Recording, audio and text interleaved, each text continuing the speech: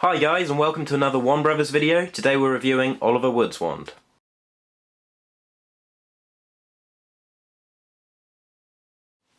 Okay, before we get started, I'm just going to say a quick something.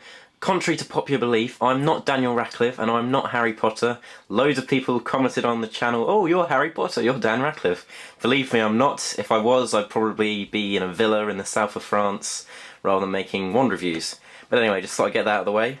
So today we're going to have a look at Oliver Wood's wand. This is a really nice wand, and we've got it in the new Noble Collection box. A bit of a story behind this wand. I never actually intended to get it. We went to Hamleys in London, which is of course the famous toy shop. And when we got there, they've got a great Noble Collection stand with loads of different, pretty much all the wands. And I had a look around, and I'd never actually thought about this one before. But when I saw it, it's really, really nice, and I'm going to put it out there, it's one of my absolute favourite wands. I love it. And it's a case of less is more, and it's really simple, but it works really well. So here you've got the wand box. It's a lovely shade of dark green. It says Oliver Wood, a recreation of the famous wand. So once you take the box off, you get a bit of foam to protect your wand, and then you get the wand itself with its little name tag. So the name tag clicks onto the end of the box, and as you can see here, you get the Warner Brothers logo on the back, and then on the front, Oliver Wood. So that's the box, and now we move on to the wand. Now this one's about 14.5 inches, and it is a very similar design to Professor Sprout's wand. In fact, I think it's the same mould, but they use different colours.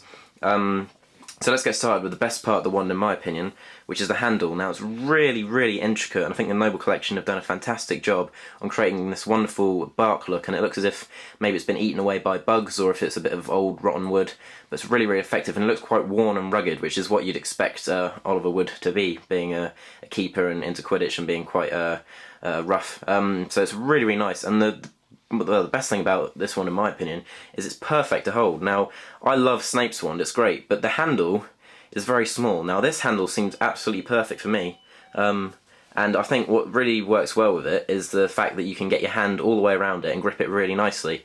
It's really, really well weighted, and in fact, you know, the fact that it's so simple is actually one of its greatest assets for me. It's this lovely shade of brown, nothing too extravagant. You've got the Warner Brothers logo just here, but you don't often see that. And then you get this lovely, I mean, it's intricate detail, but it's also very simple, and I think that's one of the wand's best selling points. It's really, really nice, and it's definitely one of my absolute favourite wands. I love the way it is to hold, and I know a lot of people wouldn't necessarily think about getting this wand. I know I definitely didn't. I just sort of dismissed it, so minor character, not really important. I mean, we love Wood in the books. He's a great keeper, but I didn't really think about getting this wand. But then I saw it in the flesh, and I thought, this is really, really nice, because I don't think the picture on the Noble Collection website does it justice. And I'm going to answer another quick question that a lot of people ask, is where we get our wands. More often than not, we'll get them from the Noble Collection website. They generally have the best prices around, and the majority of the ones there are £25. I think they go for $28 or $35 in the States, which is really, really good.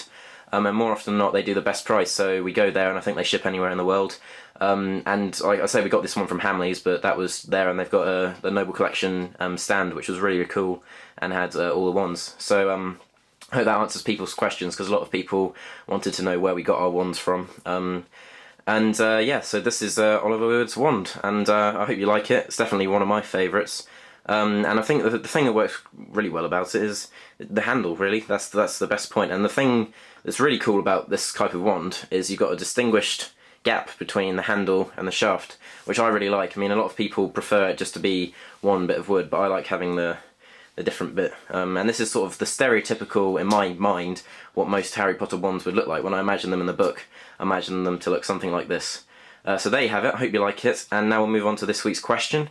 Last week's question was what are the 4 dragons that were in the first task of the Triwizard tournament?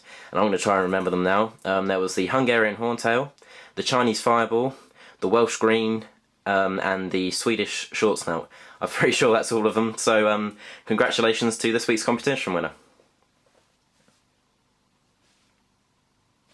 Okay, and moving on to this week's competition, the question is, who betrays Harry and Dumbledore's army to Umbridge in the Order of the Phoenix? So who betrays Harry to Umbridge with the rest of Dumbledore's army in the Order of the Phoenix. So get out your copies, have a skim through. You'll be able to find out by watching the film as well.